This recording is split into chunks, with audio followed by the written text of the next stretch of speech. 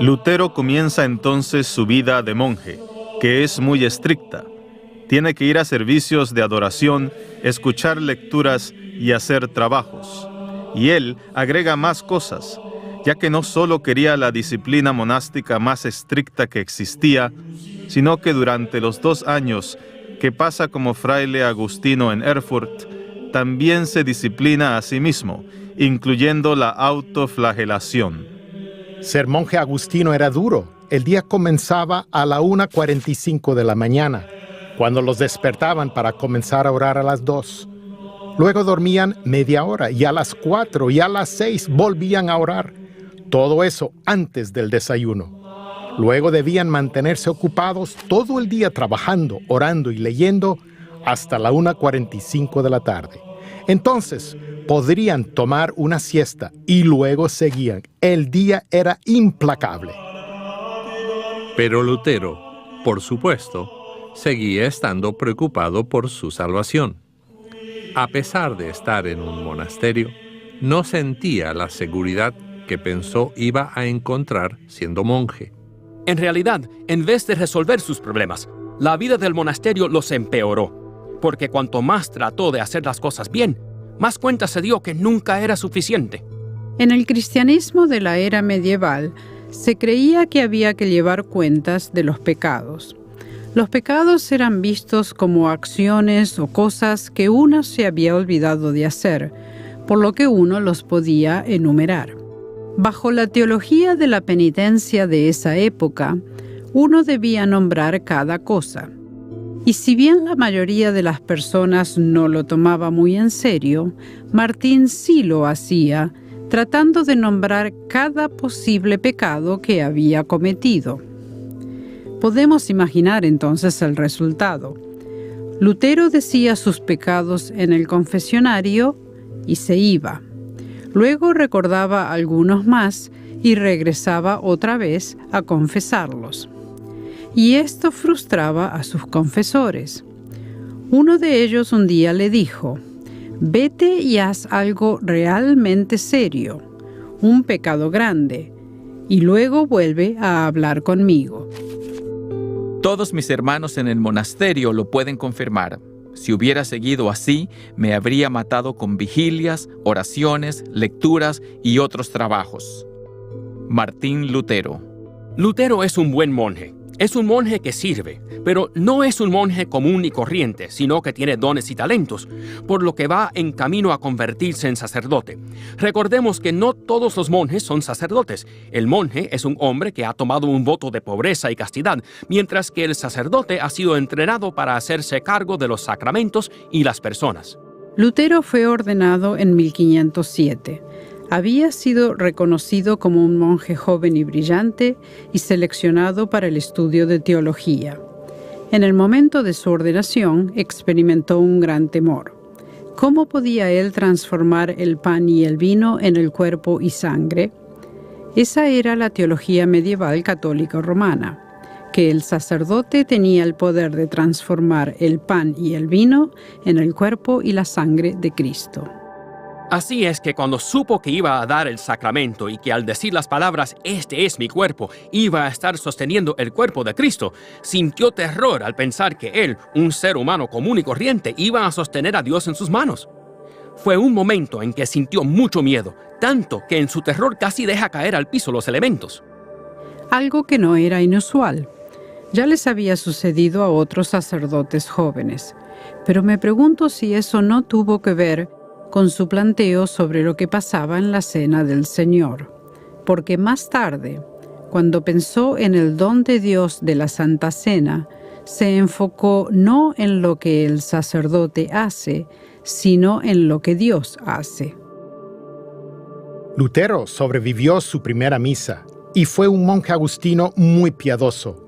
Cumplió con sus tareas de buena gana, especialmente la mortificación, que es autotortura, tratando de probar ante Dios que estaba realmente arrepentido de sus pecados. Por ejemplo, se daba latigazos y andaba de rodillas sobre piedras, hasta se acostó en la nieve sin cubrirse. Staupitz pensó que si lograba que Lutero se ocupara con sus estudios doctorales, su mente se apartaría de la lucha consciente con la ira de Dios. Pero no fue tan así. En algunos aspectos, los estudios avanzados de las Escrituras a nivel doctoral empeoraron las cosas, pues Lutero encontró que la justicia de Dios es algo muy estricto. Dios es justo y demanda justicia de sus criaturas, y Lutero sabía que no podía lograrlo. Sentía que Dios era un tirano, un monstruo cruel que demandaba lo que nadie podía darle, y se deleitaba en condenarlo al infierno. La justicia de Dios significaba que Dios esperaba que uno viviera de cierta manera, o sea, sin pecado. Eso significaba hacer penitencia por cualquier falla que uno tuviera. Cuando Lutero contemplaba la justicia de Dios, veía una carga horrible, porque la justicia de Dios significa la perfección. Porque en el Evangelio se revela la justicia de Dios, que de principio a fin es por medio de la fe, tal como está escrito, el justo por la fe vivirá. Romanos 1:17. Poco después de su ordenación, Lutero comenzó su educación teológica. Pero en 1508, Johannes van Staupitz, quien dirigía el monasterio agustino, lo llamó a Wittenberg a suplantar a un profesor ausente. Allí Lutero enseñó sobre Aristóteles y siguió estudiando.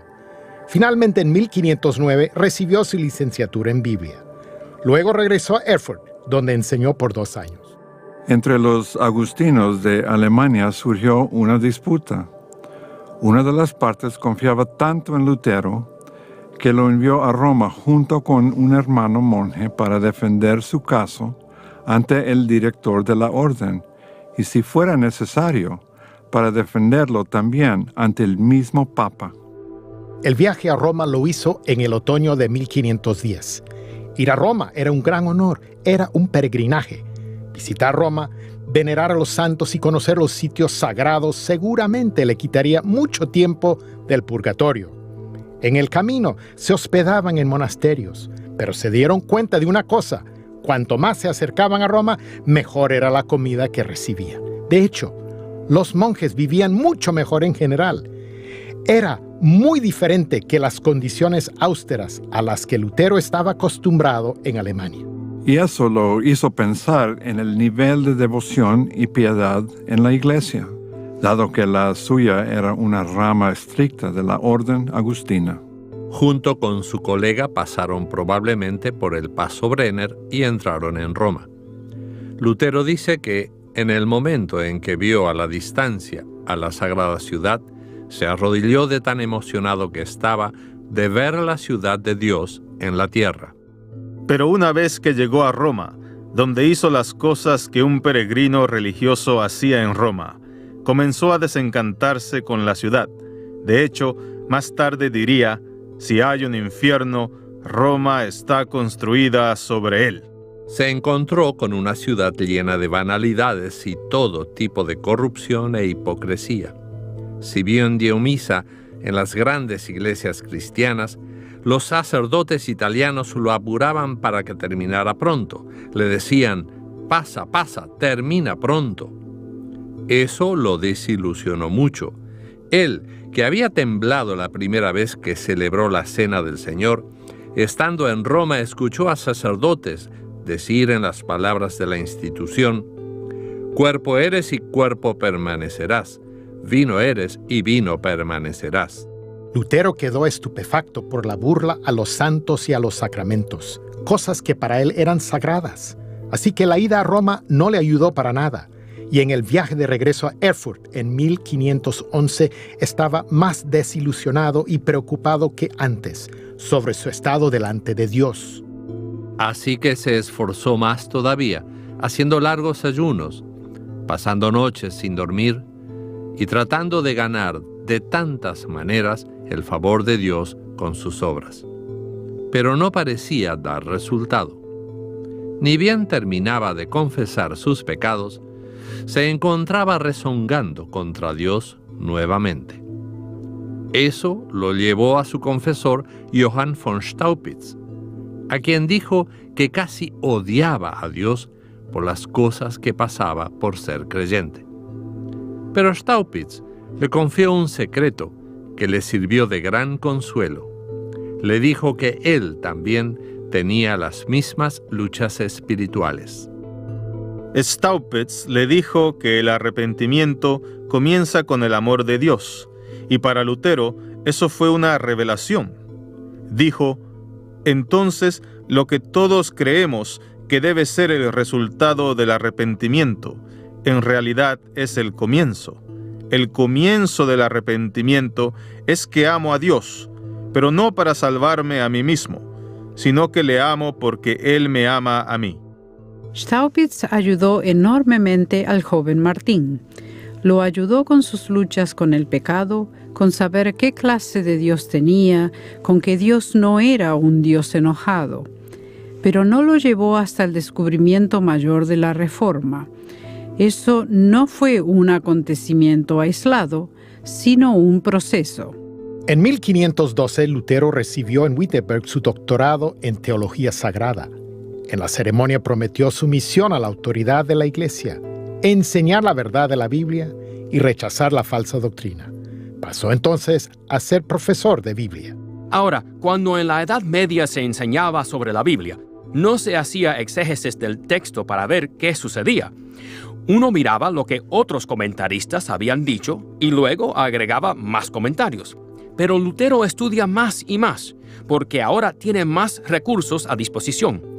Ahora tiene el texto griego y está aprendiendo a estudiarlo y a entender cada vez más lo que en realidad dice la Biblia, en contraposición con lo que le han enseñado y lo que ha aprendido a través de la Iglesia. Lutero iba a hacer un descubrimiento. La Vulgata en latín había sido la Biblia oficial de la Iglesia por más de 1000 años.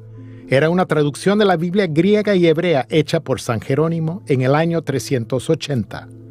En la época de Lutero vivía un sacerdote y teólogo holandés llamado Erasmo, quien podía organizar un Nuevo Testamento a partir de los viejos documentos griegos. Lutero logró conseguir uno de esos Nuevos Testamentos. Cuando lo estaba traduciendo del griego, descubrió que la palabra metanoia, arrepentimiento, había sido traducida mal por San Jerónimo. Por cierto que la Biblia habla mucho acerca del arrepentimiento y acerca de un cambio de mente, de un volverse, de una metanoia, que es la palabra griega para arrepentimiento. Pero la palabra penitencia no aparece para nada en la Biblia. Metanoia, la palabra griega para arrepentimiento, habla de un cambio básico de actitud que nos aleja de nuestro pecado y nos acerca al Evangelio.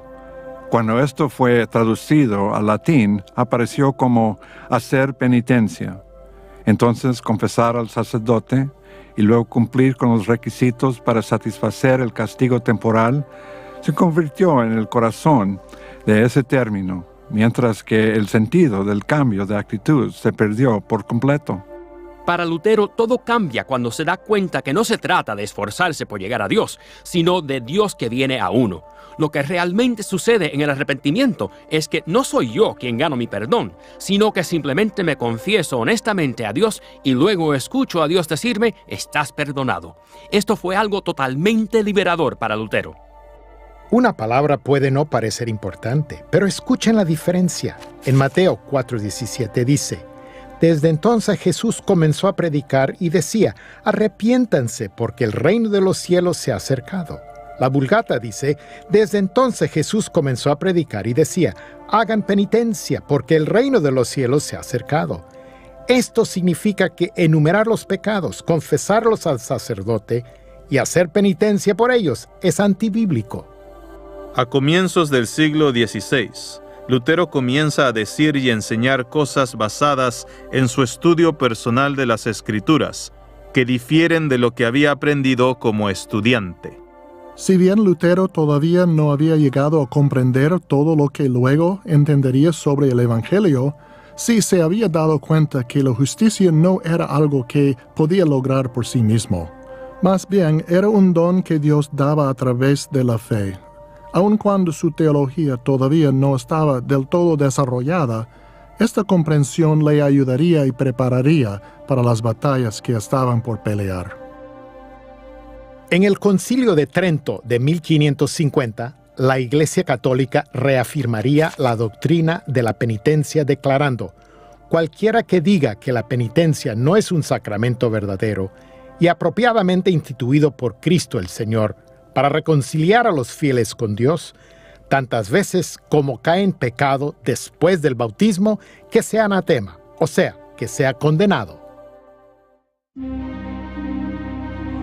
Pero ¿cómo lograban vender indulgencias? Haciendo promesas. Se prometía que al comprar una indulgencia, por ejemplo, la abuela, quien uno teme está sufriendo mucho en el purgatorio, va a ser liberada de tal sufrimiento. Se jugaba con las emociones y la sensibilidad de las personas, y las personas las compraban. Y Tetzel era muy bueno para eso.